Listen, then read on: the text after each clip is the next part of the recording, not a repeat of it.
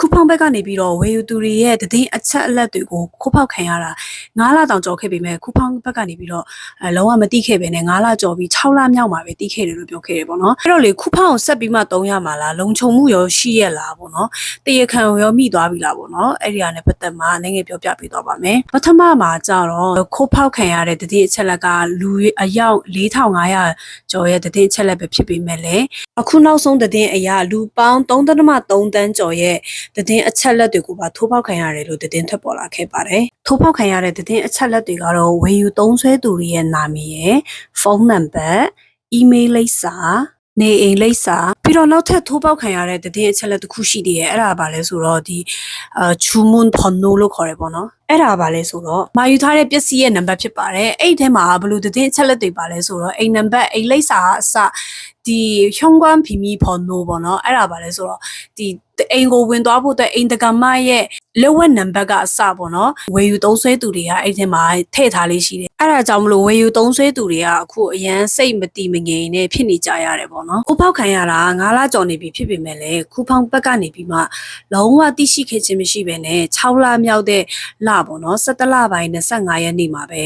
ဒီရဲစခန်းကိုအမှုဖွင့်တိုင်ကြားခဲ့ပါတယ်အဲ့လိုတိုင်ကြားပြီးတော့ရဲတွေကလည်းအစွမ်းကုန်ဒီအမှုကိုရှာဖွေရင်းနေရနေပြီးမှမနေ့ကပဲပေါ့နော်တရခန်ကိုရှာဖွေသိရှိနိုင်ခဲ့ပြီပဲဖြစ်ပါတယ်။သူကတော့တရုတ်နိုင်ငံသားတယောက်ဖြစ်ပြီးတော့အရင်ကခုဖောင်းမှာအလုပ်လုပ်ခဲ့ဘူးတဲ့သူတယောက်ဖြစ်တယ်ပေါ့နော်။အခုဆိုရင်ကိုရီးယားမှာမနေဘဲနဲ့တရုတ်နိုင်ငံမှာတွားရောက်နေထိုင်ပြီးတော့ဒီခုဖောင်းနဲ့ပတ်သက်ပြီးမှအဲ့လိုမျိုးပေါက်ကြားစေတဲ့အမှုကိုလုပ်ခဲ့တယ်လို့သတင်းရရှိခဲ့ပါတယ်။အဲ့ဒီလူကနေပြီးတော့ခုဖောင်းကိုချင်း6စာတစ်စောင်ပို့ခဲ့ပါတယ်အဲ့ဒါပါလဲဆိုတော့မင်းတို့ကိုရေးအချက်လက်တွေကိုလုံခြုံအောင်လုပ်ပါပေါ့နော်မလုပ်ဘူးဆိုလို့ရှိရင်ငါဒီကိုရေးအချက်လက်တွေကိုသတင်းမီဒီယာတွေစီမှာပေါက်ကြားပလိုက်မယ်ပေါ့နော်အဲ့လိုမျိုးနဲ့ချင်း6စာပို့လာခဲ့တယ်လို့ပြောတယ်ပေါ့နော်အဲ့ထူးဆန်းတာကလေအဲ့ဒီချင်း6တဲ့သူကလေပတ်စံတောင်းဆိုခြင်းတစ်စက်မှမရှိပဲနဲ့အဲ့လိုမျိုးစာဆောင်ပို့ခဲ့တဲ့အရာတော့နည်းနည်းထူးဆန်းနေရပေါ့နော်အဲ့တော့မိတ်ဆွေတို့စီမှာလည်းဒီဖုန်းမှာပေါ့နော်ခုဖောင်းကနေပြီးမှတောင်းပန်စာတွေပို့လာတဲ့အရာရှိလက်ခံရရှိပြီဆိုလို့ရှိရင်မိတ်ဆွေတို့ရဲ့သတင်းအချက်လက်လည်းပါသွားနိုင်တယ်ပေါ့နော်အဲ့တော့ခုဖောင်းဘက်ကနေပြီးတော့တောင်းပန်စာတွေကတော့ပို့ထားပါတယ်ကံကောင်းတာကတော့ကျမတို့ရဲ့ဒီဘန်ပေါ့နော်ခုဖောင်းနဲ့ချိတ်ထားတဲ့ဘန်နဲ့ဘန်သတင်းအချက်လက်တွေကတော့ပါသွားခြင်းမရှိဘူးပေါ့နော်ဒါကြောင့်မလို့အဲ့ဒါနဲ့ပတ်သက်မှာတော့စိတ်ချလို့ရတယ်လို့ပြောပါတယ်ဒါပေမဲ့တခြားမသိတဲ့ဖုန်းနံပါတ်ကနေပြီးမှဒီ